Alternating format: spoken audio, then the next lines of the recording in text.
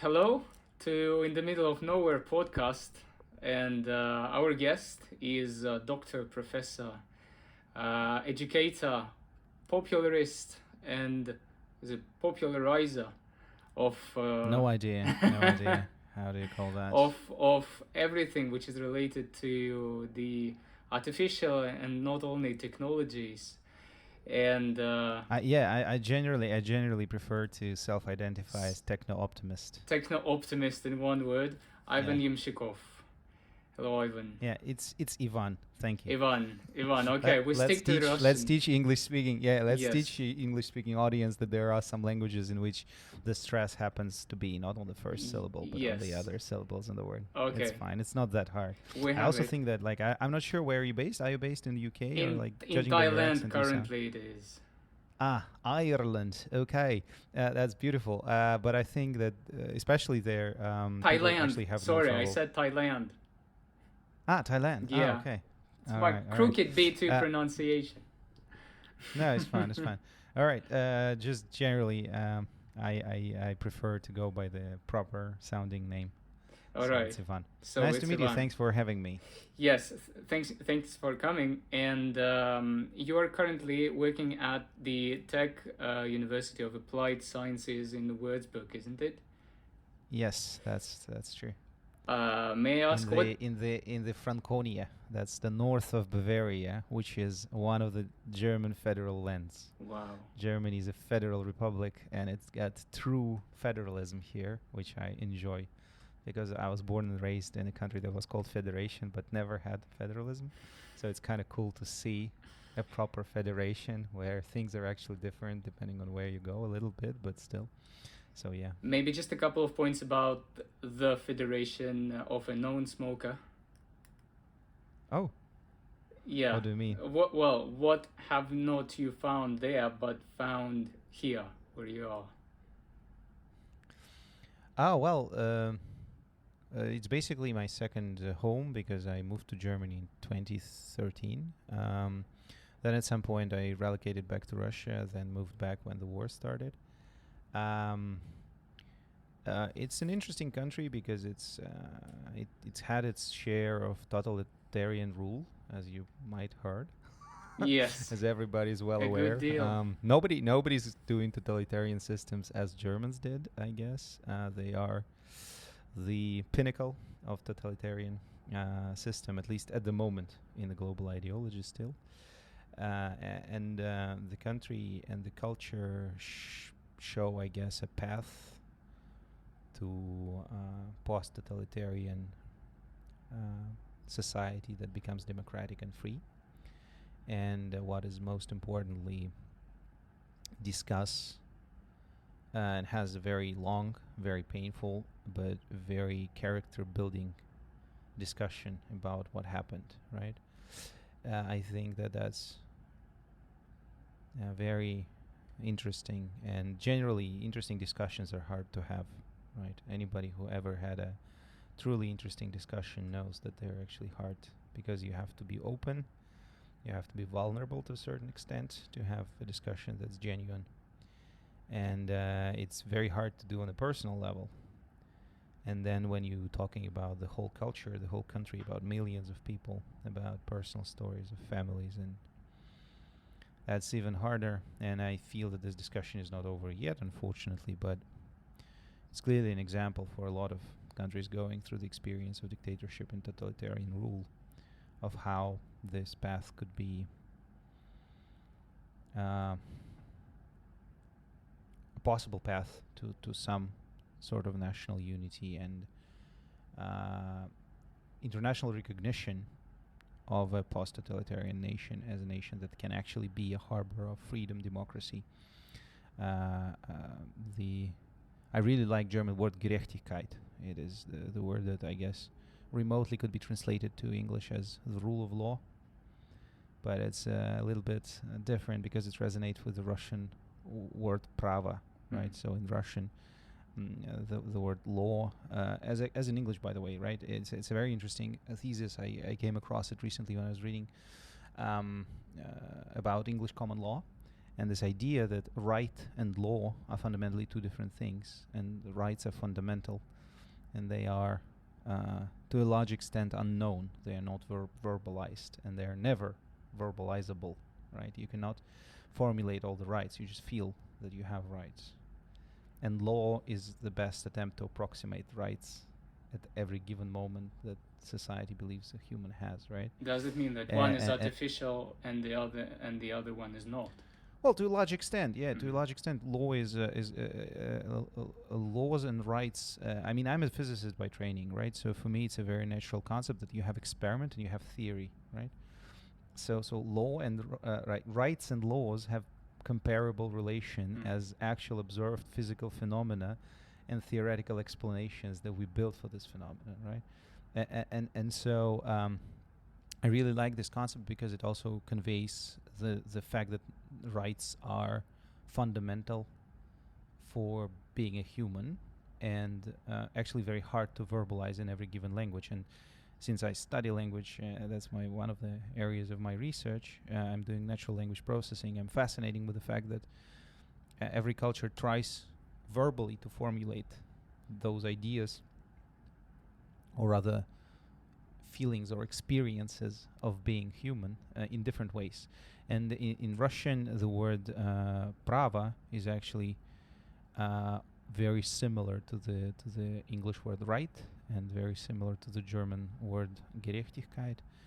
But German word Gerechtigkeit is connected to this concept of right, but it's a little bit more specific, as always. Like German language, like whatever term you take, probably there is a German term that basically conveys exactly the same meaning, just a little bit more specifically than in any other language that I know. So that's a nice peculiarity of the culture that I really like, that the language allows high degree of precision, I guess. Yes. Does it also mean that one simply is and another one describes it? So in this way, to some extent. In this way, we are coming closer to the language issues, because also being a linguist and a teacher, it is important to see that the language describes things, right? But the things exist. And thus, there is this approach that the language is a tool, to some extent, of describing and transmitting information. I fundamentally disagree with the concept that language describes things, because clearly language also creates things, right? In what way? In a sense of social reality, right? There are a lot of things within social reality that are really constructed because at some point we came up with the idea to name them. Yeah, right. And so and also some things that don't exist before language describes them then become real, right? To some extent. So I think there is this concept of language that you can conceptualize things that are not real yet. You can conceptualize some things that you don't know about. This is the whole nature of theoretical science. Like a lot of theoretical physics was at first conceptually described through mathematics or through language, actually. And if you read quantum physics papers by Bohr, for example, they're very close to philosophy papers in a sense, right? It's just language that conceptualizes certain understanding of the world, and only years later we get experiments that actually prove that these conceptualizations turned out to be correct, in a sense that there is an experiment that can prove that this is the case, right? So a language can describe things that are here now.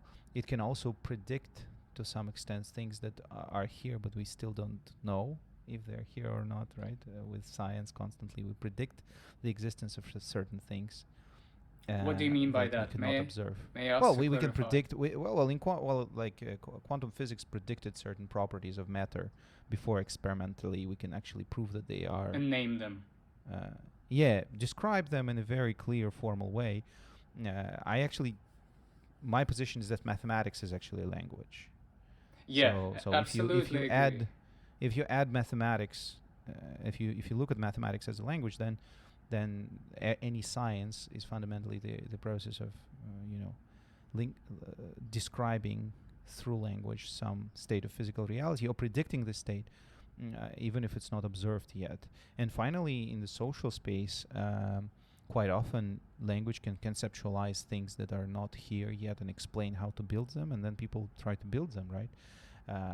Actually, a lot of totalitarian states are at first conceptualized on the level of language, right? People describe how to build a totalitarian state, and then some people take these descriptions and perform on them, and achieve unbelievable levels of cruelty and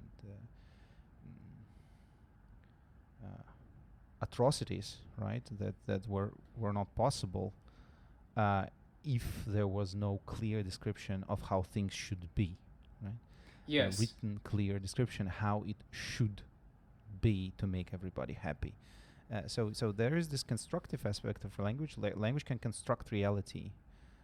And that's why people fight about language all the time, especially now. I think now people start to understand that language has this property of constructing social reality, and the recognition of this spans this global discussion of like what can and cannot be said, and how you should say certain things, and what is okay and what is not okay, and so on and so on and so on. And I think it's to a large extent a useful general activity. I don't like this position of some people who frown upon this constant global discussion of what is okay to say and what is not okay, and how you should say certain things, because I think that largely, fundamentally, this is an attempt of us as a species to recognize what language actually is, because it's far more than we intuitively think it is. Yes, it has in many very places, deep influence. unfortunately, it may become a tool of manipulation and deception and all the rest of it. But fundamentally, we've started that the language names, and it names what is, right? And also, I just want to go a little bit deeper into it's not that. I actually think this is not the most important. I don't think that this is the most important function of language. That's why I wanted to I stop understand. You there. So you are saying that the most important function is to predict. The most important function is to construct something that's actually not here construct, yet. Okay. And then, due to this possibility of conceptually constructing this in absolutely virtual space of our imagination, you make some of these constructions come true in future, sometimes out of the scope of the person who first constructed this, out of the scope. Like we know the examples of predictions, for example, in sci-fi, when sci-fi writers predict certain technologies that arrive decades later after their death. We know the examples of certain ideas in philosophy and economics that play out decades or sometimes centuries after they were conceptualized for the first time. So that's a very underappreciated property of language that I think is overlooked at large. That's why I really don't agree to just limit the language to naming things that and transmitting information. Understand? Yeah. This is a subtle side of it, so to say, and for example, if we take one of your research papers, well, I believe it was just an article, if I'm not mistaken, the last one, which is related to cryptocurrencies. And so there is this happening of people are either bullish or bearish on the market, and you would like to calculate and then depict their sentiment basing on some data. Yeah, what we try to look, we basically try to see if there is some causal dependency between the sentiment of Twitter crowd writing about different cryptocurrencies and the consequent behavior of such currencies. In other ways, there is this famous maxim of like pump and dump, this concept of scam, where basically people scammers create artificial hype and the fear of missing out on the market, and then they try to sell people air, basically, and people buy this air, and then of course air doesn't cost much so far, And so some people make fortunes out of it, and then some people lose a lot of money on this, of course. And largely due to the fact that this activity is quite noticeable in the cryptocurrency community, we thought it would be interesting to look at the more established cryptocurrencies and to see whether there is this causal relationship between people writing something at first and then seeing that the currency goes up or down and then capitalizing probably on that.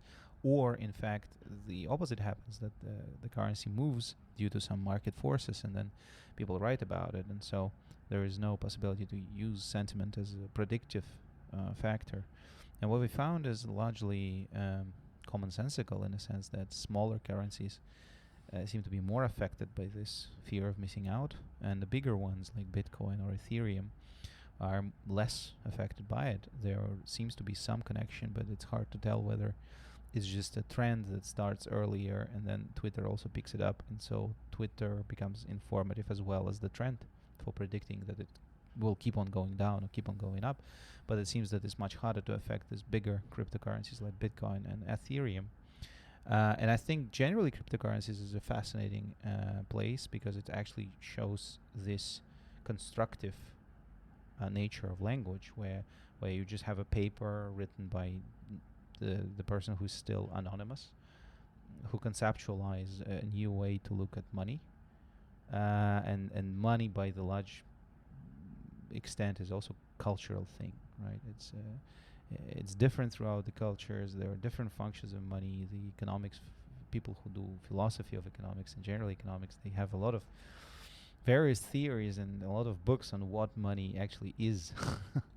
And then there's just one guy or a group of guys, we don't know, who come up with this vision of a non-inflationary currency, and at some point constructs it, also through language, because programming is language. Yes. Right? It's manipulation of programming languages. And boom, we have a very new space, a very new market, a very new Wild West. Open 24/7. Yeah, global, open 24/7, with a lot of questions, a lot of shady characters as always, right? That's actually very interesting, because I think that also fundamentally there is this space of frontier, right? So civilization always has a frontier, and frontier attracts certain kind of people. That's also very typical. Mm-hmm. Those are the people who are, to some extent, expendable in the metropole of the civilization, right? They don't fit. They don't. Mm-hmm. They don't like it there. They don't like the common path. They don't like the social lifts. They want to be on the frontier. And in the 19th century in U.S., those were the people who were prototypes of the characters that then Clint Eastwood played in spaghetti westerns. Mm-hmm. And they are not nice people by no means. That's why they don't fit in the core. That's why they don't fit in the metropole. That's why they don't fit on Coruscant and go to Naboo, right, in Star Wars or whatever, right?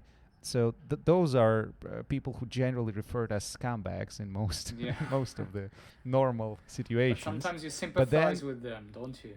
Right. But then some of them turn out to find something very different. Very different way of doing things, right? And this frontier is actually crucial for further development of civilization. And as we, as a species, became planetary species where almost anywhere you go, if it's habitable, then there will be humans, the frontier moved to the space of language. The frontier moved to the space of knowledge. Now the frontier is the technology. That's where all the misfits go. Some of them are clever misfits. Some of them are dumb misfits. I mean, if you look at the story of Bankman-Fried, some of them are mixed single misfits. They are both clever and dumb at the same time, right? But that's where they go. They go to the frontier to tinker with something new.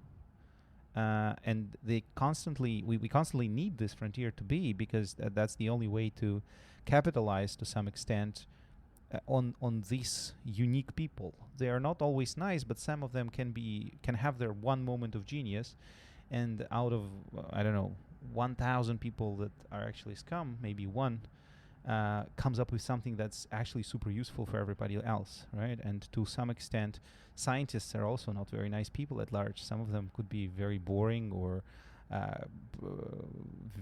strange behaving, not fitting in their classrooms when they're 5 or 7.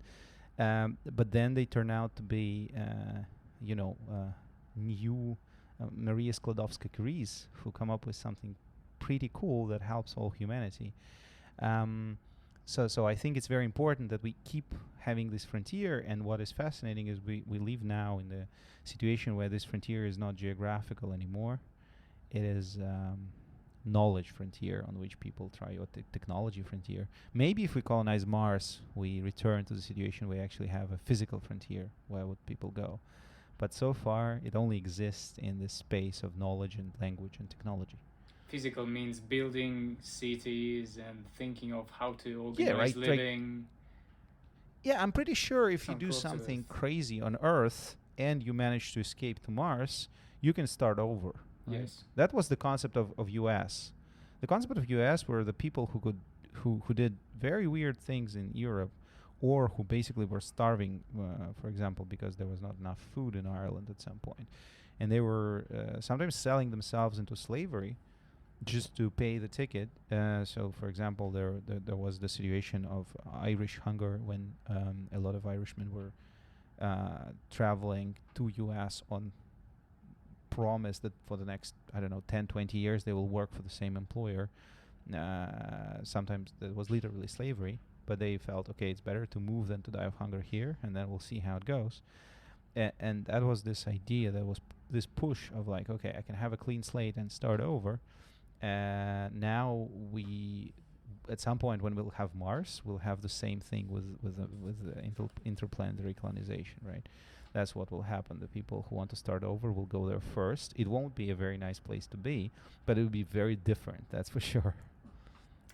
Yes, and so basically when you thought of that project, of that work, you wanted to show that there is a great degree of manipulation with the language in predicting the sentiment. Not predicting, but in order to manipulate this sentiment with the language when you are a prominent figure like Elon Musk. And you wanted to depict it using the artificial intelligence. Well, I guess the difference between a scientist and ideologue is that the scientist starts with a question and tries not to have an answer for it before he or she finishes the research. What did you see then?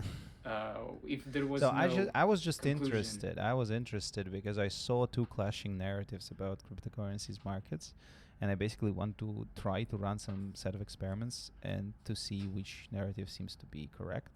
And of course, as always, it seems to be that both narratives are correct to some extent under certain conditions.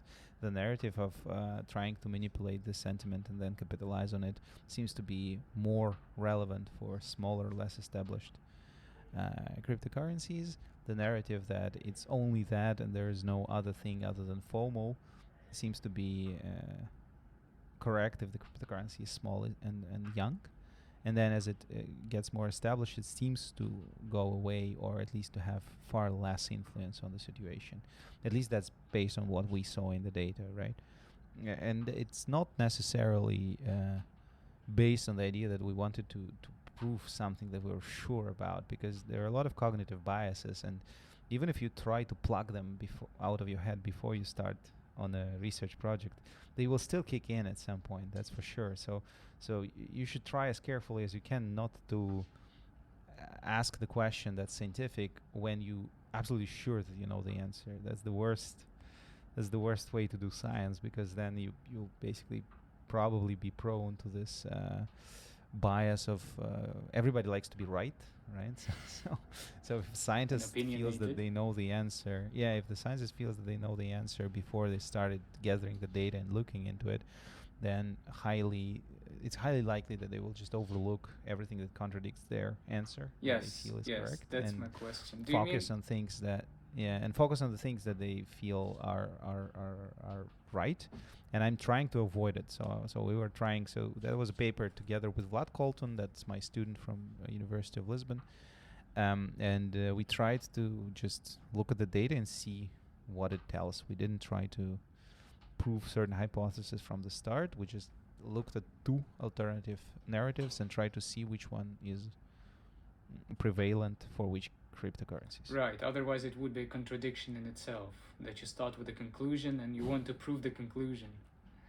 Yes. A lot of people do like do it, unfortunately, and it's very tempting too.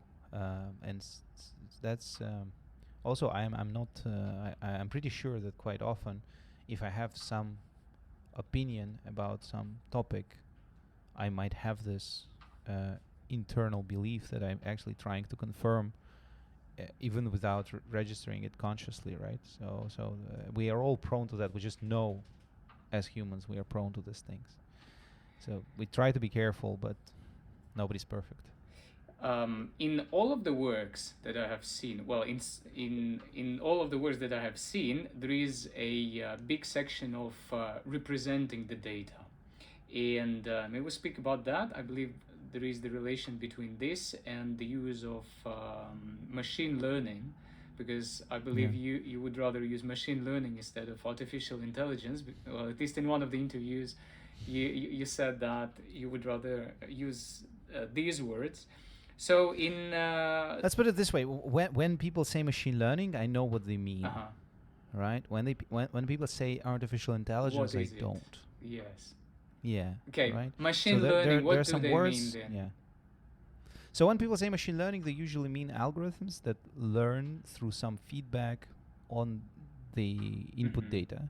So that's usually three components. There is data, there is some criterion of quality, so you have a problem and you have some metric or some measure with which you describe how well does your algorithm solve this problem. And finally, there's the algorithm that's usually taking the data, provides some first preliminary solution, gets assessment with respect to this chosen metric, and then iterates based on this assessment and tries to improve this metric iteratively, going through more and more data. And if this process converges to some acceptable quality, then we can say, okay, we successfully implemented a machine learning algorithm. And this is more or less rigorously understood. Whoever is using machine learning usually means something like that. They might talk about different algorithms, they might talk about different metrics, but generally that's what's happening. And now the artificial intelligence is something that was originally coined by creator of Lisp, John McCarthy, in this, I think in the late 50s. He came up with this two words to characterize systems that can perform some smart things. Then it was largely adopted by the journalists and sci-fi writers, and then it's all over the place. People talk about artificial intelligence, but sometimes they actually don't have machine learning inside. They just have some very sophisticated,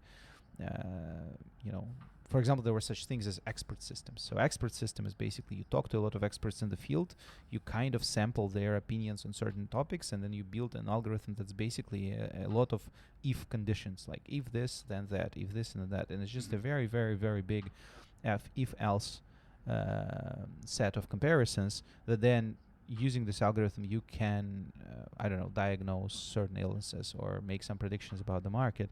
But it's not automated in the sense that there is no automated feedback loop. If you get new data, you actually cannot incorporate it in this system. You have to talk to more experts and do it manually. So it's not machine learning, but still this kind of system people can call artificial intelligence because it's basically doing something smart. And so it's a vaguer term that's also hyped up a lot.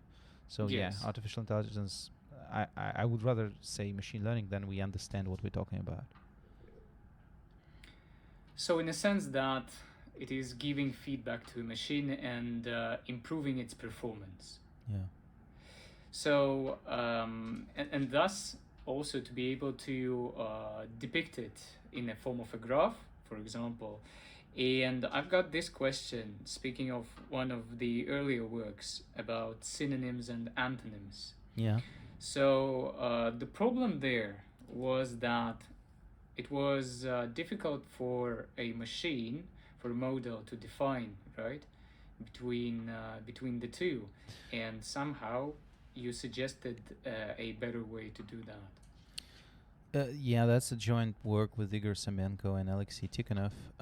And the concept of this work is the following. So there's this thing is called word embeddings. It's the idea that Yeah. for the machines, we try to represent text as vectors in some space. So vectors, think about vectors as a set of numbers, right? If you remember some of your school math, then you probably remember that you were drawing some things like y-axis and x-axis, and then you were drawing a line from the center of coordinates from 0 to some point, and they were saying, okay, you have two coordinates now, x and y, right? So this is a two-dimensional vector characterized by two numbers. You can actually... School maths level is what we need, yeah. Yeah, It's okay. that's why I'm trying to take it slow, right? Yeah, and so you can actually do that not on the plane, but you can have as many dimensions as you want, and then you'll have not a two-dimensional vector, but n-dimensional vector. It's still some point in some space with some coordinates, and so the number of components will basically tell you what is the dimensionality of the space.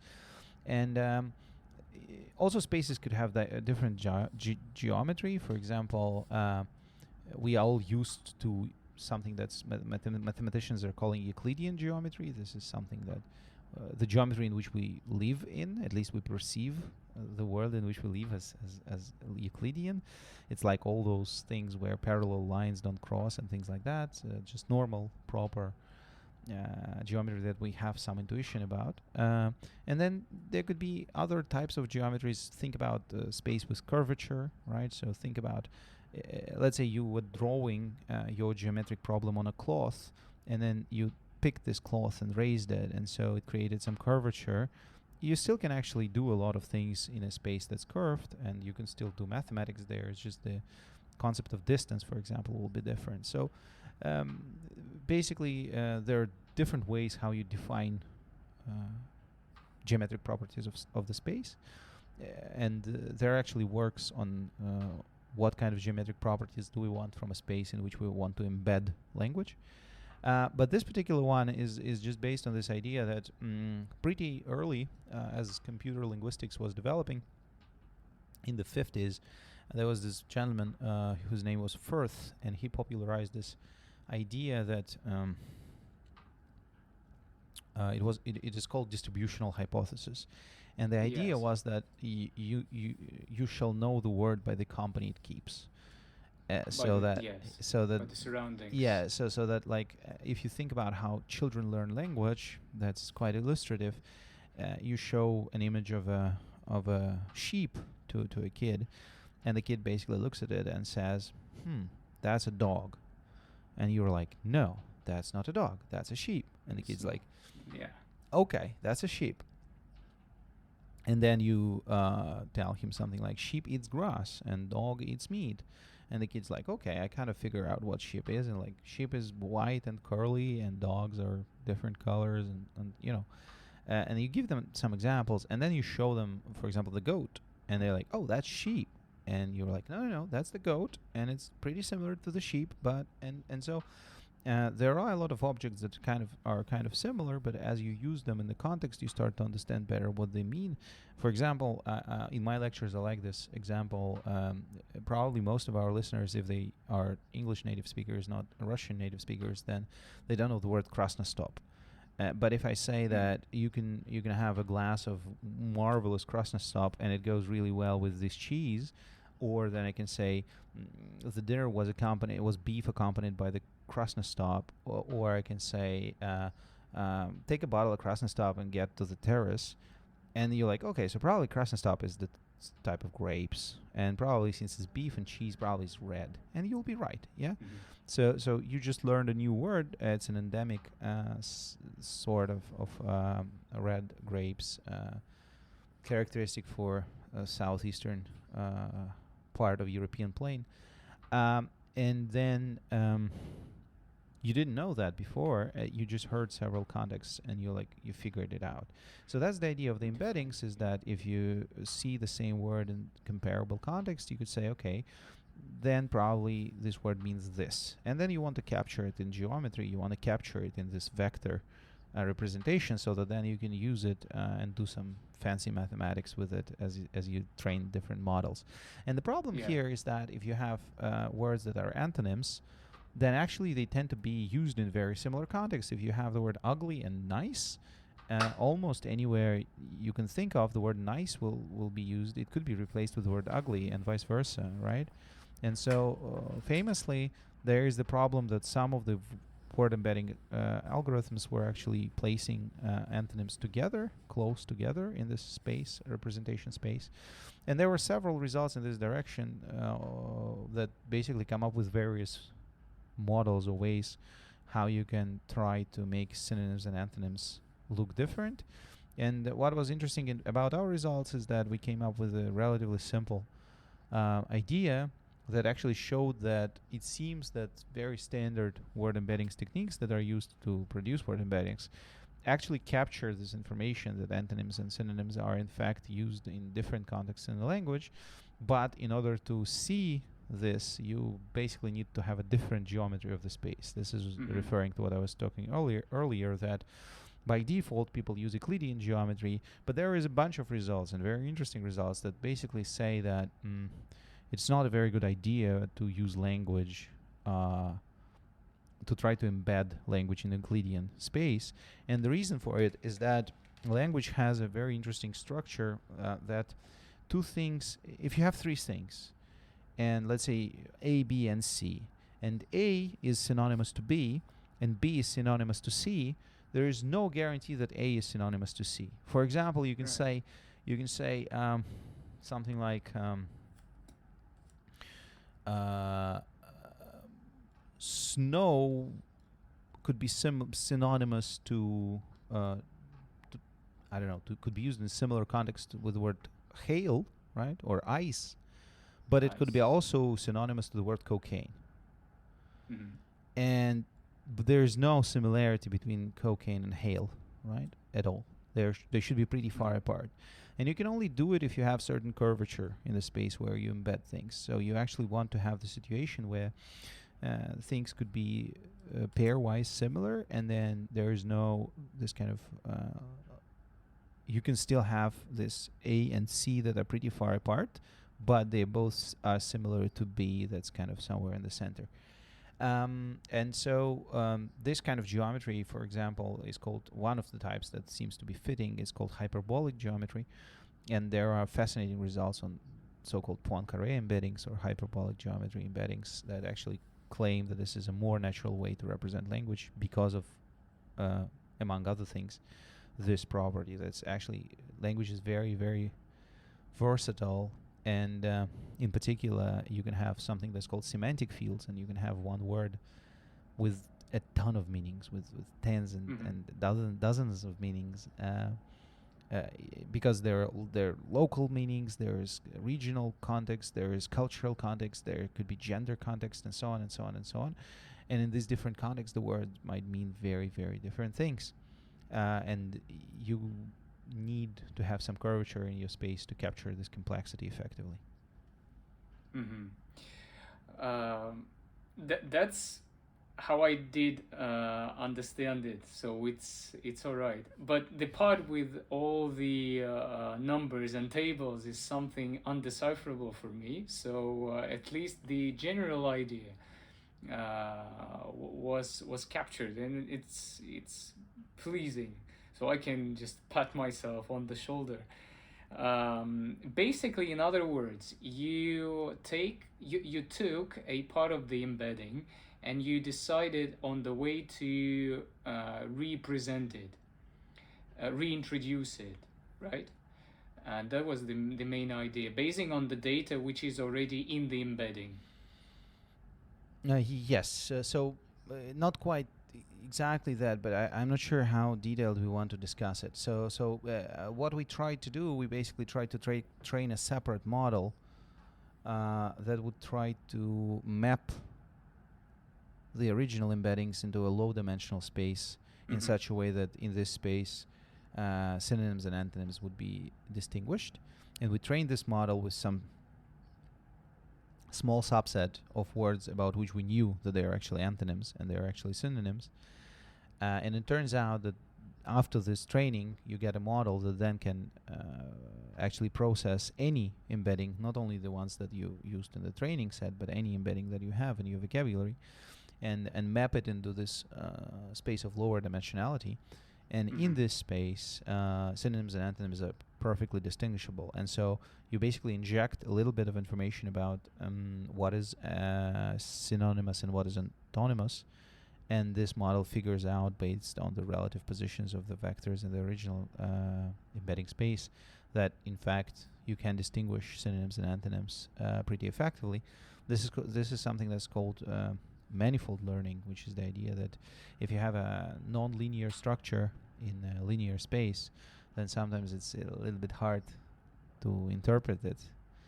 For example, think about I think one of the well-known mathematical concepts is the concept of Möbius strip, right?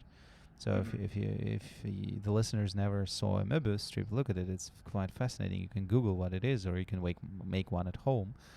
So if you just take a strip of paper and then you turn one side of the strip by 180 degrees and then you glue them together, you'll get a one surface out of it. So you can put your pen and just keep on scrolling, and then you'll end up meeting the place where you started drawing a line on this thing, right? So it's fascinating in a sense that it looks like a two-dimensional surface, but in fact there's no one side. It looks like it's multidimensional, but in fact it's just one surface. It looks like it has two. It looks like it has two sides visually. When you look at it, you're like, oh, that has two sides, and then you turn out that actually you can reach through a direct line from any point to any point of this object, despite the fact that you intuitively perceive it as a ring and that it has two sides. It actually has only one side. That's quite fascinating, right? And so in a three-dimensional space, it looks pretty complex, but mathematically, it's actually pretty simple, right? And in order to kind of unfold it in this simple form, you need this procedure that's called manifold learning, where you want to detect these nonlinear structures, some weird bent structures in your space that actually could be unfolded into something pretty nice and tractable. And so that's more or less the idea that we use here. It's like it seems that the information that two things are actually as antonyms is encoded in the original geometry, but it's kind of hidden if you just try to do some linear operations on your vectors to try to figure it out. So no matter what way of representing the information we have, for a machine, for a model, it is working with semantics, isn't it? Oh, that's an interesting question. It depends on your fundamental beliefs, if you believe that semantics exists or not. Okay, for a machine. For a model, no, it doesn't matter. Like that's the thing, right? So we just have there is this in philosophy. There is this concept of philosophical zombie. Imagine a person that behaves like a person, speaks like a person, sleeps like a person, but doesn't have self-consciousness, doesn't have the experience of being a person. What do you do about it? How can you recognize that this is not a person externally, right?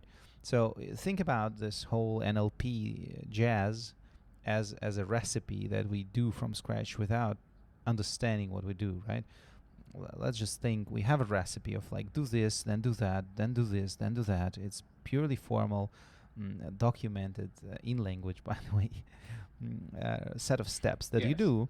And then on the output, provided that you have certain technologies available to you that you can combine following this recipe, you get GPT-4. And it can write essays for you, and it can correct your texts, and it can come up with new ideas if you ask it to, and so on and so on. And so, does semantic even exist? That's a philosophical question. Like, it's a question of belief, because once again, semantics is something that we invented in a language at some point, and it could be largely an induced bias, right? If you have language, then you can come up with this concept of meaning very easily, but it doesn't mean that it fundamentally exists, right? And so what does a machine do then? It does a very clear set of operations. It counts the co-occurrences of different words in a sentence, and then based on these co-occurrences, create a vector that represents every word, and then does certain mathematical operations with these vectors that allows it to produce new texts. And those texts turned out to be viable for humans. So the acts then? What do you mean acts? If how do you mean acts? Well, it fulfills actions. It performs actions. Yeah, it basically it computes, right? It runs computation. Computes, implements commands. Right, exactly. Yeah, it's a set of computations that give you certain output. It takes text as input and then produce new text as output, and it's purely deterministic in some sense, right? So it has some induced randomness, but no. Like our modern computers are fundamentally non-random. If you try to generate a random number in Python, it will be actually pseudo-random, right? It will use some thing that's called cell automaton, probably, that tend to demonstrate. These are very simple systems, by the way. I highly recommend the listeners to Google what are cellular automata, because they're very simple. It's basically like when you were at school, if you had a notebook that had circles, right? I'm not sure how you call those notebooks in English. Like, for example, when I was in school, when we were studying some humanities or arts, somehow our notebooks had only horizontal lines in them. And then when we were studying mathematics, like, I don't know, algebra analysis, somehow those were tiled in squares. Like they were both horizontal and vertical lines. Block notebook or something like this. So think about cell automaton like this. You just have some rules based on which you color every square either black or white based on the coloring of the surrounding squares. It's just a fixed set of rules. And then so basically you're looking for think you have precise name. Yes, think about you have a squared notebook. Yeah. So my translation says it's squared notebook, but I think it's bullshit. Maybe it's not an equivalent. We can just go doesn't look it. Yeah, like imagine you have basically a notepad, right? Checkered notebook. Damn it. Yes, finally. Checkered. So imagine you have checkered notebook. And so you have squares in it. And imagine you have a pen and you can color some squares into blue, right? Or you can leave them as they are. And then you just have a set of rules that basically says, for example, if 3 squares in a row are actually blue, then on the next column in your checkered notebook, the central square that you have, you actually also color blue, right? Or if it's like blue, blue, white, then the square should be white. Or if it's white, blue, white, then it should be white. Whatever. You just have some set of rules based on which you start to draw a pattern in your checkered notebook. And it turns out that some of those patterns create fascinating patterns, very irregular for a common eye. Like if you look at them, they look extremely irregular, almost chaotic. But fundamentally, they are actually not. They have very simple driving force behind them that could be expressed. It's like, I don't know, 10 very simple rules, right? For example, there is like you can go to Wikipedia, you can look up some of those rules. I don't know. For example, there is rule 30, and it's a rule that creates very interesting triangular patterns that are quite chaotic. And then if you look, for example, at how different shells are colored, then you start to feel that probably coloring of the shell is based on something very similar to this rule that the cells of the mollusk are using, right? Because cells don't know anything about the mollusk at large. They only know something about the neighboring cells. and it seems that they use some kind of this cellular automaton for ferment metabolites, and so that produces the coloring and the pattern that looks chaotic and lively, but in fact it's actually deterministic. And so random numbers, some of the algorithms for pseudo numbers generation is doing that. It's using this kind of automaton that's quite chaotic visually, but in fact is very regular inside, and it's just takes some sample of this automaton and generates a random number based on this sample.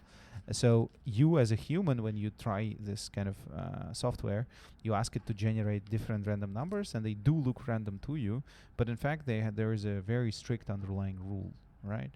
And so of course when you work with the systems, then you start to ask fundamentally to which extent humans have freedom of will, for example, right? Because fundamentally our brain is chemistry and biology, and those things are more or less deterministic. We know how the stimuli work and how the hormones work, and so the level of freedom that we actually have is actually hard to estimate. And famously, I think that was Dawkins that was making an argument that if there is true freedom of will, then probably the only way or the only place it can be in human brain is actually on the level of quantum effects in our synapses. That's the only place where the freedom of will might actually be. But that's not actually choosing a pronoun, then. Not really. What do you mean? Well, speaking of gender context and everything, then it's not really the way people should address you, but then it becomes something which is out of your consciousness even. No, it's on the level of like quant. Yeah, right. I mean, and it's almost becoming almost a religious question in some sense, right? So it becomes not only philosophy but almost religion, and that's something that I don't think is necessary to actually have a fulfilling life, right? You can just let's say there are some questions that are not necessarily, doesn't matter how you answer them, you're still fine, right? So when you're asking me if the machine acts or if it computes or if there is consciousness or if there's not, I don't see how fundamentally it differs if the answer is yes from if the answer is no, because almost the same answers could be given about our computation that is performed in our brains, right. And it's not very clear how it changes anything for us from the point of our subjective experience. But if you actually have ideas on that, like how is it fundamentally different? How does it? What is an actionable? Or similar. Yeah, but why do you? I guess what is interesting is why you think that there is a qualitative difference. Why does it matter if the machine is actually having semantics understanding or if it doesn't? Like, why do you think it's important? Okay, it's on the one hand. On the other hand, if we take a human being, so would you say that for us it is also not really important to define it, or? Yeah, I think it's actually very bad. I think that the one of the things that I think machine learning is very fascinating and so nice to live now in the days when it's actually unfolding and developing so rapidly, is that I think it teaches us to be humble. I think we are not very humble, and a lot of our problems as a species and a lot of the problems of the planet are because we have as a species we have untamed ego, I guess. And I think machine learning is helping us to recognize that there are limits to our capabilities, and in fact a lot of things about us are not that special. And that's actually a good thing, because it's making us, I think, more self-aware, more conscious, and ultimately increases our chances for better future where there's less misery and more fun, interesting things, Yes, as you said, that if you leave a human being alone, then a human being starts to develop something interesting and fun. So Not if we every speak not every human being, right? not every, Some human beings get depressed there's and some kill, likelihood, yeah, and kill themselves, right? So that's also and not kill true. themselves. Human beings are incredibly diverse, but there is a fundamental property of human character. There's something uniquely human in that humans can come up with new things. Every human can come up with new things, and we don't exactly know why. Right? Yes. We know that, like, dogs are super awesome. They are amazing, but they don't come up with new things that much. Even the smartest of them. And humans do. Even the dumbest human can come up with something new and then make it a TikTok challenge, and people are like, "Wow, we never saw that stuff before." Unbelievable, right? And that's really cool. That's really interesting. And we don't have an explanation for it, but we just can observe it pretty well, that humans have some humans at least, have some very deep internal motivation to try new stuff that they didn't see before. And they specifically optimize for novelty. They specifically try really hard to come up with something that they genuinely believe is new. And of course, some people who live longer or have more experience or generally are more cynical, they can look at this and say, that's nothing new. I saw it before in 1984. But we actually don't recognize the fundamental intent, which is that somehow, as a species, we have this internal driver that pushes some of us to come up with new things for whatever reason, right? It's not necessarily that everybody has the same motivation. Some actually have very deep intrinsic motivation that is not based on that.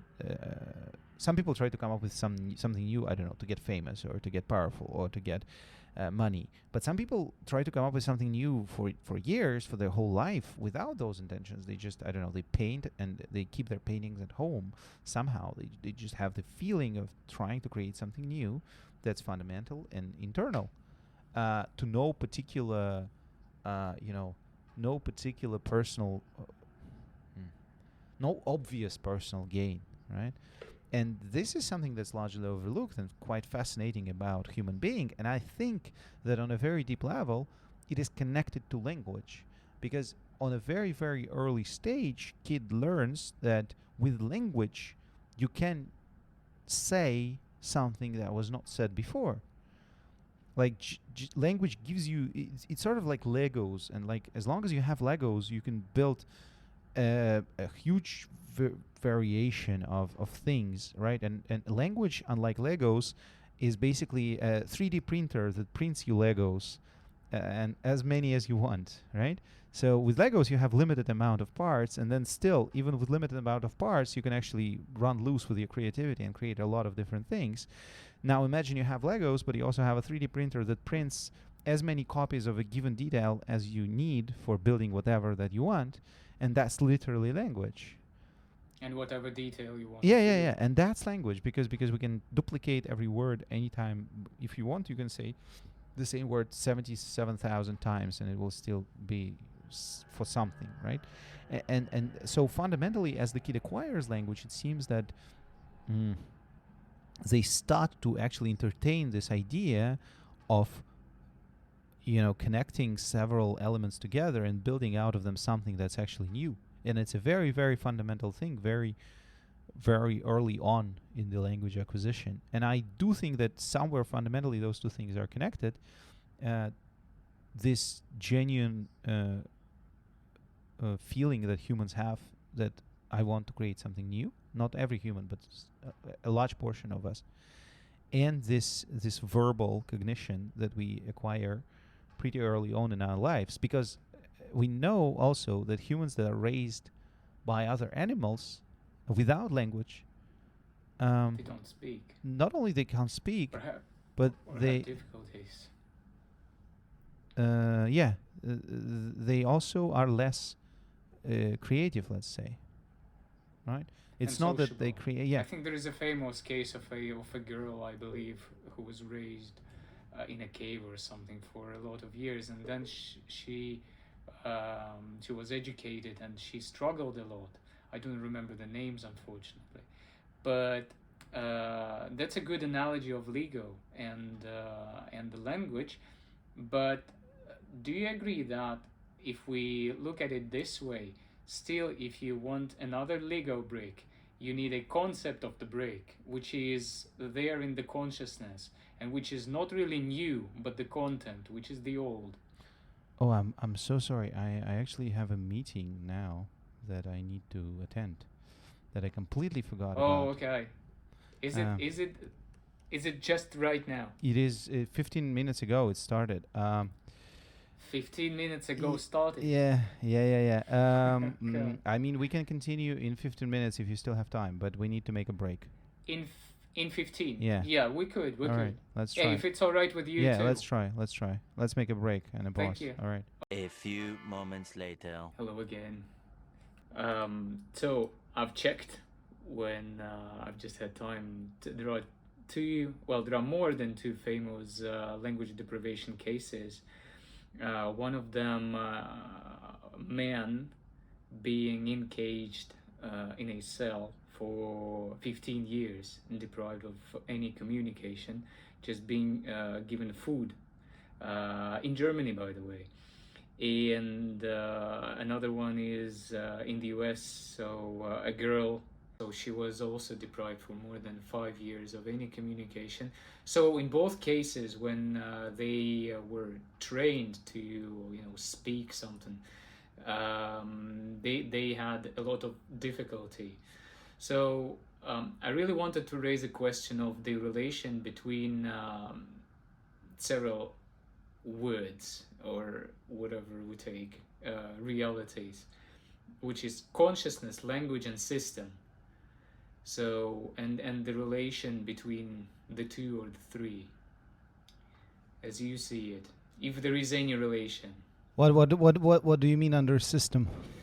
So would you say that a model is a system because there is a content on which it acts or implements commands? I'm really not used to, I guess, thinking in these very abstract categories. I think, to some extent, human brain then is a system as well, right? Okay. So then there's no.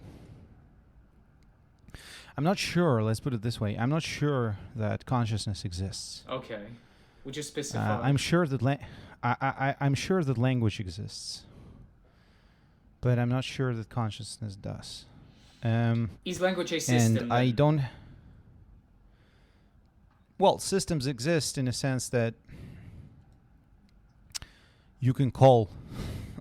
So once again, system exists in the extent to which language exists, Mhm. right?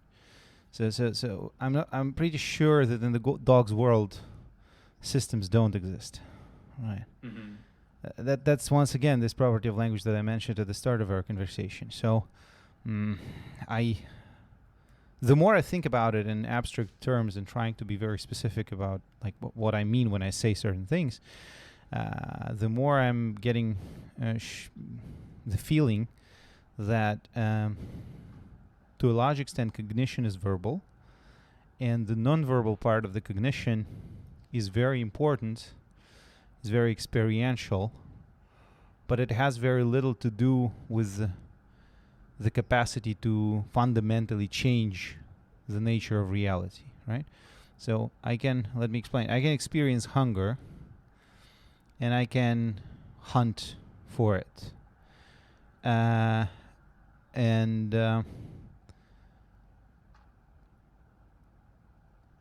Every predator hunts partly due to the experience of hunger. But once I can verbalize this experience and share it with other members of my species, it seems to give it a fundamentally different quality. It stops being a primary driver of my actions, but becomes an element of culture. And then, as an element of culture, it's infinitely more flexible and versatile, because then it could be used in various ways, from some positive ways of organizing a meal in such a way that there's a starter and the main dish and then the dessert to some very negative ways in which calorie deprivation is used as a form of torture, right? So once you verbalize things, they become infinitely more complex. And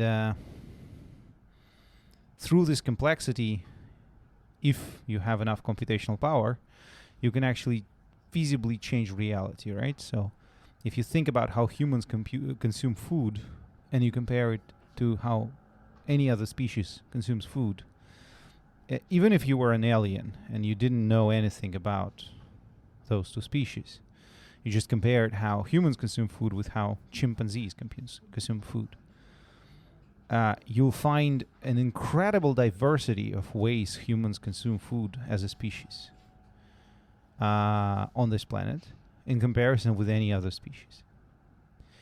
And this in itself might, for you, be a marker of intelligence, right? So if you know that life needs calories, it's possible to conceptualize life that consumes calories in other ways than food. For example, plants consume calories due to photons hitting their leaves, right? But you know that life consumes energy to run. That's basic fundamental property of matter. If you want things to get more complex, you need energy. And fundamentally, life is something that it is a small engine that basically pumps energy into complexity, right? So if you don't have energy, your entropy in the system grows. That's the thing that Boltzmann found. And then that basically means that if you don't have external energy flux into your system, the system basically slowly deteriorates into chaos, right?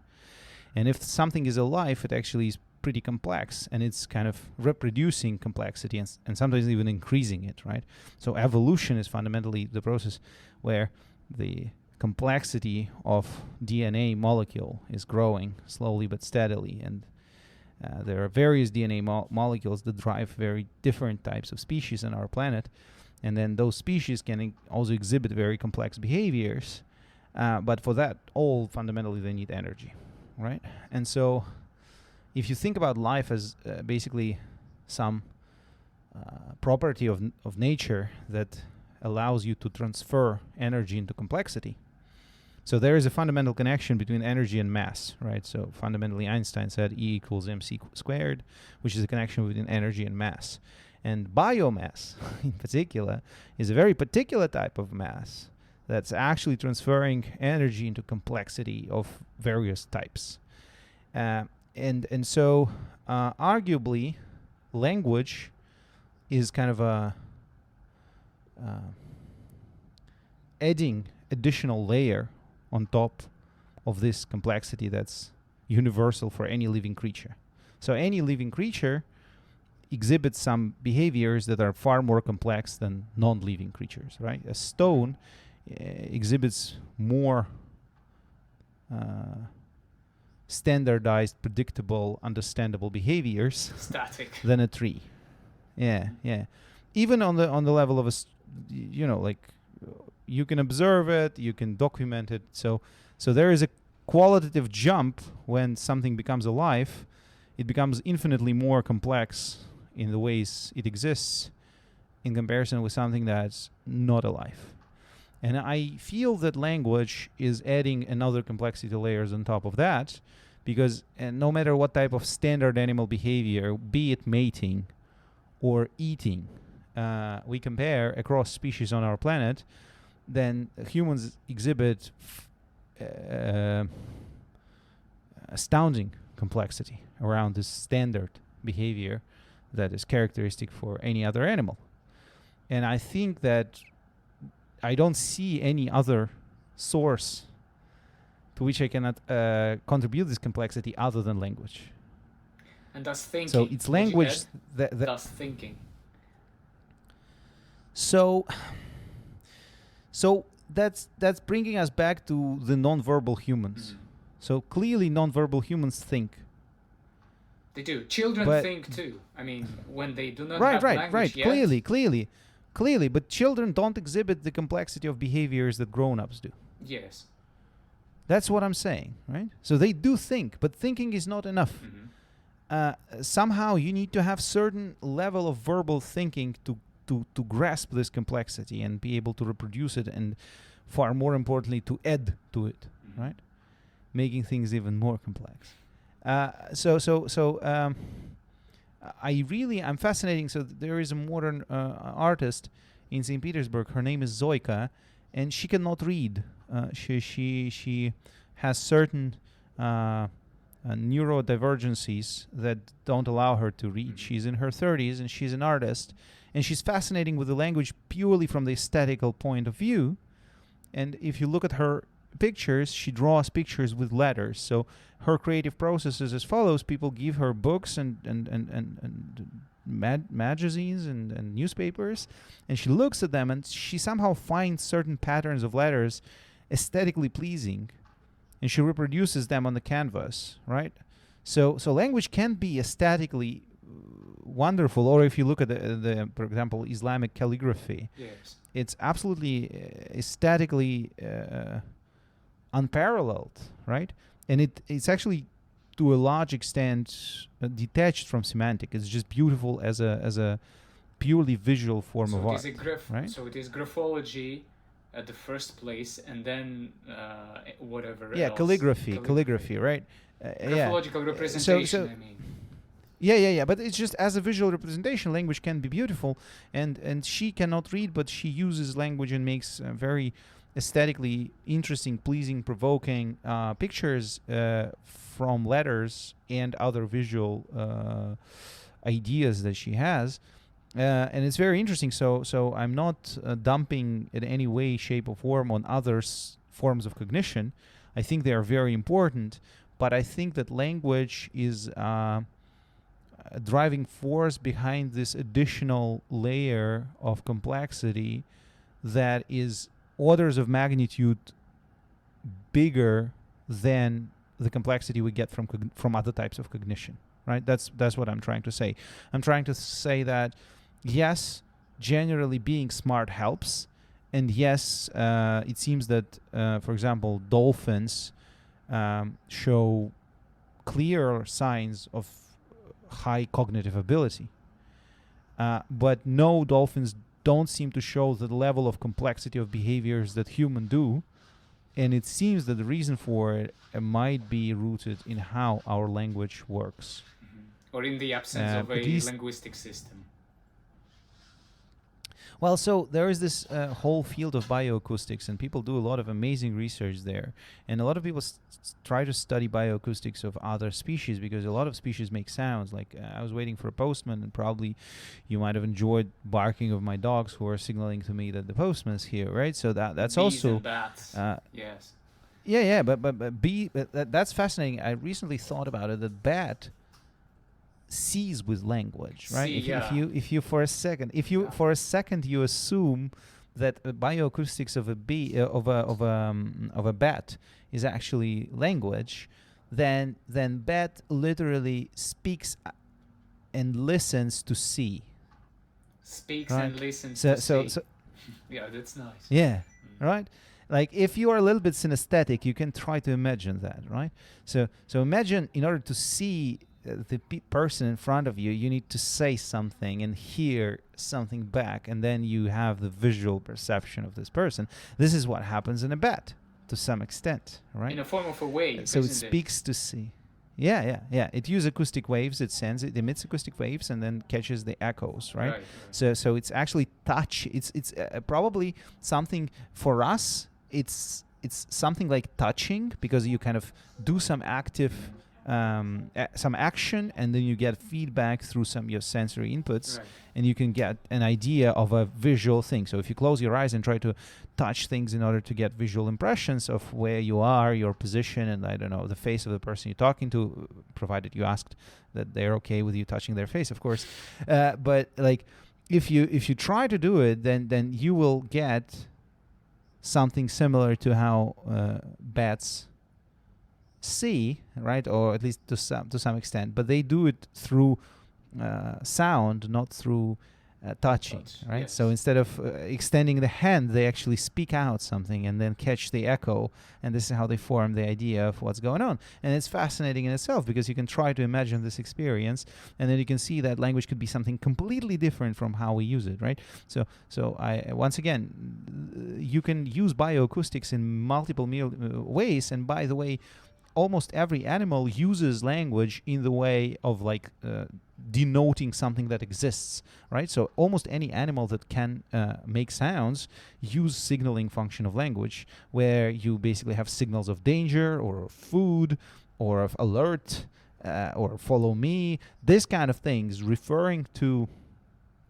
By the way, follow me is a more complex one that might not actually work for a lot of animals. Do ants say that? Yeah, so ants is a different story, right? So ants, they have chemistry and they have some smells that Yes. they use as signaling, right? And that's a different thing. It's not bioacoustics, but they probably communicate through certain chemistry processes in their bodies, through some hormones. Is it the enemy or the some one that is of my tribe? Yeah, well, it seems they do have such kind of signaling as well, right? But that's also a different form. So if you fundamentally think about just way to transmit information in animal kingdom, then you can do it through any type of input. You can do it visually. And for example, people who are impaired in their listening capability, they also have language, the Amslan, right, or sign language. That's the way to talk visually, right? And then you can propagate information by sound. You can propagate information by smell, and a lot of animals do that. Right, touch. Braille so script, those are all yes. available. Yeah, those are all means of doing that. But what I was trying to say is that bioacoustically, if you look at across the species, it seems that most of the species do have bioacoustics to denote some things. Maybe very limited number of things, but still they do have it. And so that's why I think that this part of language that basically names what exists is not a very exciting part, because this part is actually not particularly human. Verbal. It's actually it's verbal, but it's common across species. A lot of like if you there is a great example of a parrot who knows different materials and can name different materials, and he's got millions of TikTok views Like where the his great owner parrot, just isn't it? I believe, yeah. something like that. Yeah, the owner just gives him some and says what it is, and he touches it with his beak and says it's glass, and then it's plastic and whatnot. Naming what it is something that a lot of other species can actually do in one way or another. Coming up with something that doesn't exist, that seems to be a fundamentally human thing. So that's why I'm fascinating with that thing in particular. Do I follow you correctly in two things? That primarily you say that without a language we might not be able to do that, to say imagine things and then come up with something which is new. It is thing number one. And thing number two, let's focus on the first one. Yes, I think that you can imagine things visually, but I think that the skill of imagining new things is acquired through the language acquisition. Because once you acquire language, you actually train the skill of just coming up with new stuff out of the stuff that existed or never existed before. It's so naturally acquired with the language that they are convoluted. And we think that the creativity is a different thing than language, because a lot of people speak, but not a lot of people are creative. And we forget that just saying a sentence is fundamentally creativity, in a sense that you need to pick the right words and put them in the order, that there is a probability that at any given point of your life you can say a sentence that nobody ever said. It's a non-zero, right? You listening to us now can actually say a sentence that nobody ever said in human history. You can do it right now, easily. And you just don't think about it this way, because it doesn't feel creative. And that's why I think that language is connected to creativity. It kind of allows us to train this creativity muscle in a very natural way, in a seamless way that we don't even notice, and then some people keep on training it, and then it starts to propagate to other types of perception and other types of thinking, and you start also to be creative visually, and you start to be creative, I don't know, in a culinary area. Maybe you come up with new recipes, or you come up with new shapes or colors, whatever. But I think that the muscle of coming up with new stuff is fundamentally easily trained through language acquisition. And it's so seamlessly connected that we don't even notice to a large extent.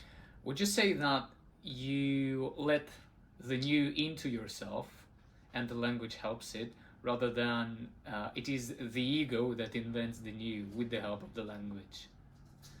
So it's shifting the perspective. It grows. The new flowers in you with the help of the language. Otherwise, it would not. Or it's too abstract again. It's just I somehow don't see the difference between your alternatives. You are very good at coming up with alternatives that seem fundamentally not that different for me. They are clearly different for you, but when I look at them, I feel that well, you can say that it is ego that's generating new things, because to a large extent we know out of the psychology literature, for example, that creativity is connected with the fear of death. There is an uncanny correlation with the fear of death and the level of to how creative the person is trying to be. Avoid it. And actually, and actually they specifically tell us so, right? If you starting from Horatio, who writes that he will not die because his poems will stay after he's dead. And this is something that reiterated throughout history by various translations of the same poem. So this idea of being able to use language, by the way, to create something that's timeless, in contrast with your physical body, is a part of the equation. It seems to be a part of the equation, and the data tells us that it seems to be a part of the equation. So fear of death and creativity are connected. And indeed, fear of death is usually overcome through something that people call near-death experience, or even ego-death experience. So fear of death seems to be something that fundamentally is connected to ego. And so you can say that it is ego that produces something new in order to basically distinguish itself from everybody else, and to try to attempt to create something that would be timeless, or at least that would be longer existent than the time frame in which ego exists, right? Than the body. So on one hand side, of somebody, yes. Yeah, right. So on one hand, you can say that, but on the other hand, also, of course, there is a huge influx of information that is unique for every human being, right? You have pretty unique experience that you cherish and pretty unique experience that you hate, and they form your ego. And it's not that it all depends on you. It also depends a lot on the external factors, other people around you, the education that you get, the environment in which you grow, the environment in which you are actually growing in your womb, right, in your mother's womb, affects some things down the line.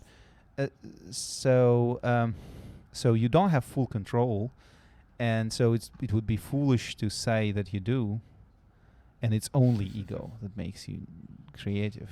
So once again, there is nature and nurture, and to the best of our capability, they play 50-50. And so here, also, ego in vacuum probably, people who go to the deprivation tanks, some of them do experience ego death in a deprivation tank, because to a large extent, ego only exists in relation to external input that we get.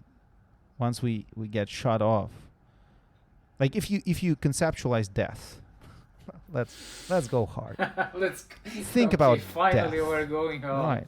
Yeah. All right. Yeah. Think about how do you imagine death? If you're a religious person, then your death is not that scary. You go to hell probably. It's just imagination, and then, isn't it? No, I mean, religious people do believe in existence of eternal soul. They do, right? of course. So for a religious person, death is actually shocking experience, but is an experience, and is just one in the constant flow of experiences. And then, for what I can say, looking at people around me who claim to be religious, probably you go into hell, and so you meet the Satan, I guess, or some demons, and Lucifer. they torture you, and you feel pain. Yeah, and you feel pain for a very long time, but you exist. You have the subjective experience of being. Is just you constantly experiencing pain, right? Now, most of the atheists that I know conceptualize death as pure absence of anything. Mm-hmm. Well, Is there there's not much place for... No, but like there's not much place for ego there, isn't it? Absolutely. So isn't there right? So like if you that's what I'm saying. So the concept of ego only makes sense if you can register some input. Mm-hmm. If you don't register input, then it's actually not very clear if you can experience ego as such. Yes. And if you can, then that might be worse than hell, right? Like religious hell is not that bad if you compare it with the experience of not experiencing anything but experiencing the fact that you exist. And that's it, and you remain with it then. Yeah, this is what Chekhov said, I guess, when he was saying, "What if eternity is just the forgotten sauna, cold forgotten sauna with spiders?" Yeah, that's. I think that's what he meant, right? What if soul does exist, but there's no hell and there's no heaven? There is just an eternal experience of nothingness. That which is energy. That's a far worse. Yeah, but that's a far worse alternative to all other options, I would say, right? Because if indeed ego is not connected or is not dependent on an external stimuli, if it is a thing of its own, then ego, we know that even when there is external input, ego could be a big problem. But ego that's completely shut off from any input and that still knows itself, that's proper hard challenge. So, do you mean that when it sees itself and shuts into itself? No, that's like it cannot see itself, right? There's no input, right? There's just feeling of existence without any input to dwell upon, right? That's proper creepy. In one of the interviews, you referred a little bit to Carlos Castaneda, and I believe in his works he was able to at least hint on those things, maybe, because he gave that metaphor of a table. So the things that we can experience and remember and name also are on the table. However, when you take a look outside the table, what happens then? Yeah, well, I think that's fundamentally this is the metaphor of unknown, right? I think it was in ancient Greece already. People came up with this taxonomy of like things you know that you know, things you know that you don't know, things you don't know that you know, and things you don't know that you don't know. These are 4 different categories, right? And indeed, science is the whole scientific process is based around the things you like. Let's put it this way: there are different types of scientists, but most of the scientists try to work on the things they know they don't know, right? So I know that I don't know how this thing works. Let's make experiments. But usually the breakthroughs, at least my personal feeling, is that scientific breakthroughs are associated with a situation when you actually discover something that you didn't know at all, right? It's not that you knew that you didn't know that and then you made some experiments and came up with a result. Some breakthroughs actually happen when you discover something that you didn't know at all. You didn't even conceptualize this kind of thing. And then boom, a huge paradigm shift. Because it's much harder to explore things that you don't know that you know, or you don't know that you don't know, right? So, and I think, for example, I have a friend who's a comedian, and we had a discussion with her, and I had an idea, and I think it's an interesting one, that to a large extent, comedy is the process of discovering things you didn't know that you know. It's like all these observations, right? So you actually knew the thing that the comedian told you, but you never thought about it this way. So you didn't know that you know it. He points it out. He points it out, or she points it out for you, and the feeling of discovery is actually very close to the feeling that a scientist get when the scientist discovers something, right? Is this feeling, oh, it was here all the time. This formula was here all the time. Or this chemical reaction was here all the time. I just couldn't see it. Yeah. And fundamentally, this is, I think, very similar experience that you go through when you go on a comedy concert, at least partly. And then the experiment with things that you don't know is probably arguably the hardest computationally, right? Because you have two levels of complexity you need to penetrate. And I think mysticism, in a large extent, all the mystic traditions, they actually aim into this type of unknown, right? This is what they try to interact with to some extent. And science as well tries to interact with this, because once again, there are sometimes this huge paradigm shifts in science where you discover the whole field that you thought was not, like, relativity theory. Boom, there's completely different physics when things start to move very fast around speed of light. We didn't even know that there is a different physics there, but there is. Check it out. Or quantum mechanics. Boom, it turns out that when things get very small, they actually disappear. It's almost all empty space when you zoom in pretty well. And everything becomes super probabilistic and very awkward, and we don't have a slightest intuition about how it works, right? And so, boom, we find out this place where we didn't know. So these things also happen in science. I personally am a bigger fan of science than of mysticism, because mystic traditions, they express the same intent of finding this unknown, but they methodologically seem to be weaker. Science seems to be a more reliable path to broaden the scope of things you know.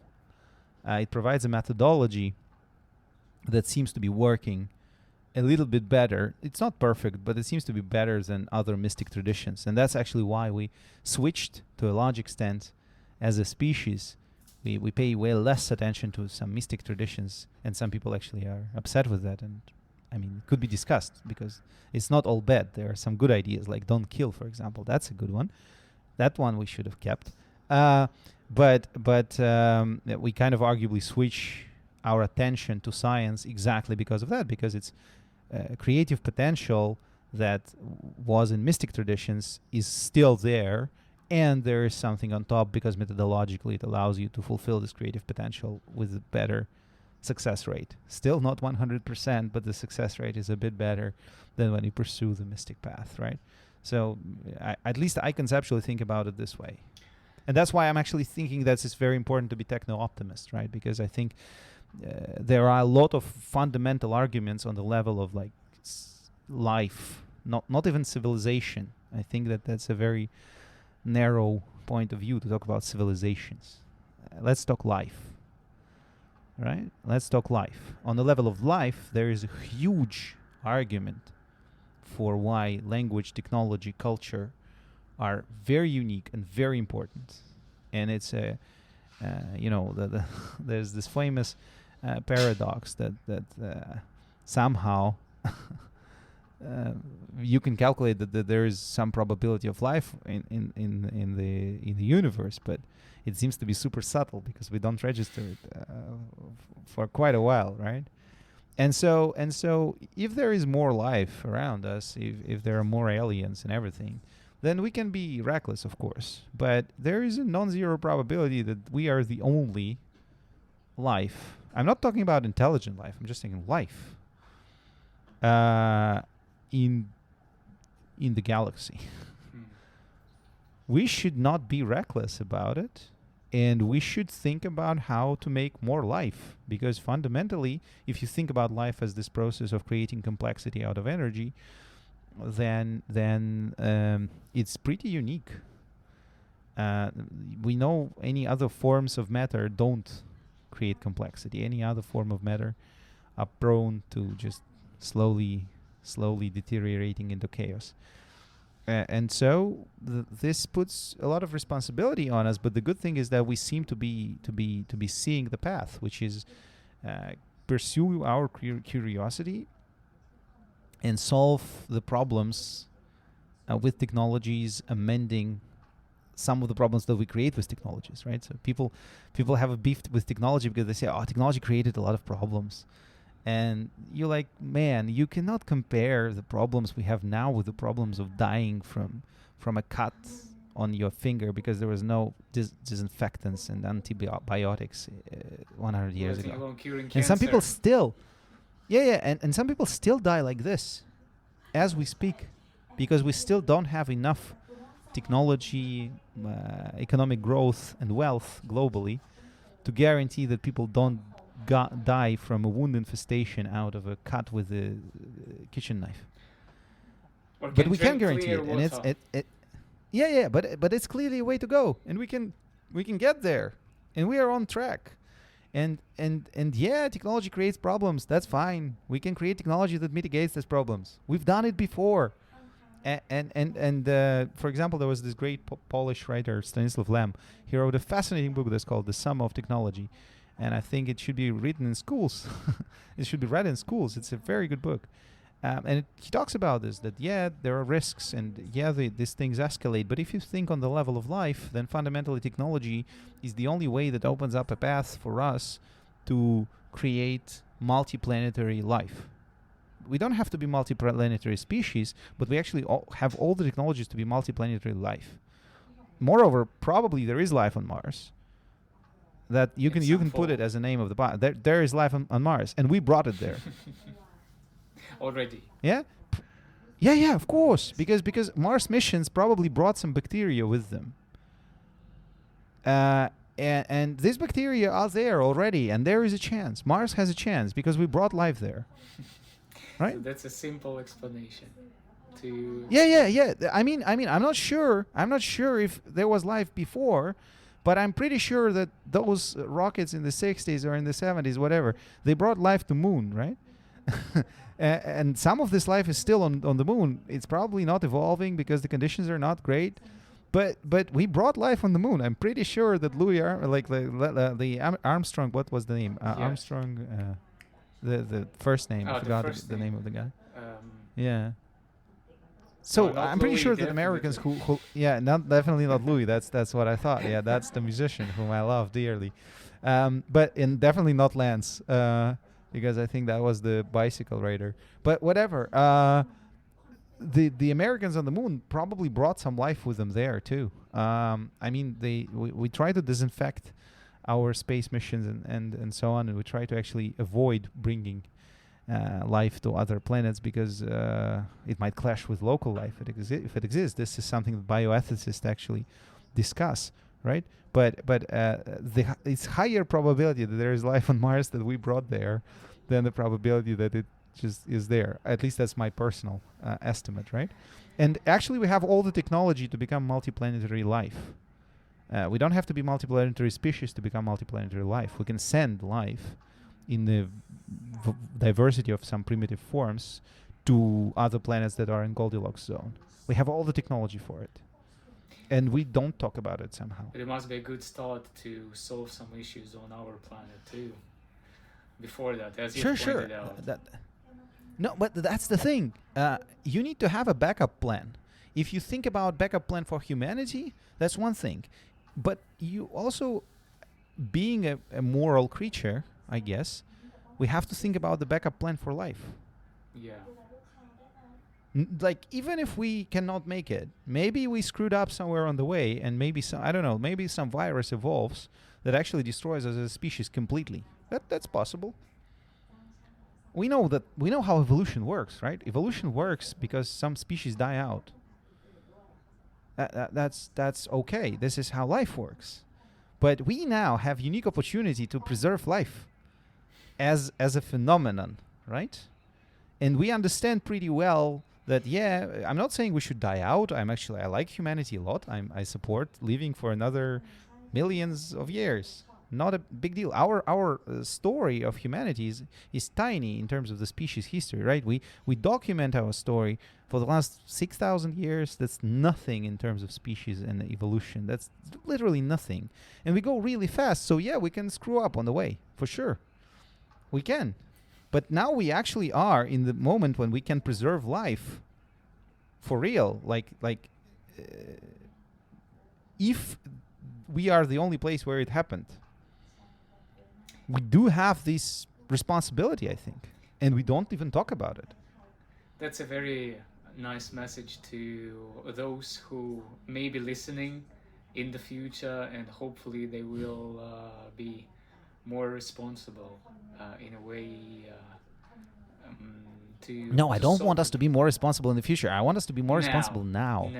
Yes. Why do we need to be in the future? We are now. We do amazing things now. Why do we have to be why our children have to be responsible? How about we be responsible? And show them how to be responsible. Yes.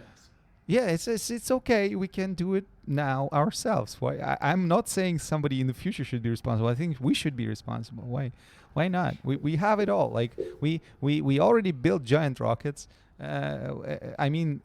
Sending life to some planet where it can potentially stay is a relatively cheap mission. The only question is the question of bioethics. We need to be sure that there is no life there that we destroy if we send ours there, right? But if this is probably also is a question of some research, there's this discipline of astrobiology, which are people who theoretically discuss how life could behave or look or exist on other planets, right? So let's delve into that. Let's look where realistically we can actually send some samples of some species that would be able to survive there and evolve, and let's just do it. But all we can do it in now. Our lifetime. Yeah. Of course. Okay. Ivan, we have to stop. Well, I have to stop. Sure. And thanks a lot. Thank you very much for your time. It's been a pleasure to be speaking and diving into the ideas, not only of technology, but everything else too. Hope to stay in touch. And thanks a lot. Good luck with the podcast. Thank you. You too. Stay in the middle of nowhere. What would you translate your Provetrimся into English? So because I have a suggestion. Let's hang out. Let's hang out. Good. I had for work. Question mark. Yeah. Or something like that. Yeah. Well, catch some fresh. Let's catch some fresh air. I guess. Okay, good luck with yours too. Waiting for a new season. Thank you. Appreciate it. Thank you. I also started the English one, and more English version, more English podcasts will come because my University of Applied Sciences was kind enough to provide me a studio. Wow. So hopefully I will now do my English episodes in a proper studio with some guests that are not online but are physically here in Würzburg. So wonderful. We'll see. I'm trying to organize it right now. We'll be waiting for it. All right. Thank you, man. Thanks for your time, and again. it was very interesting to talk to you. Take care. Bye-bye.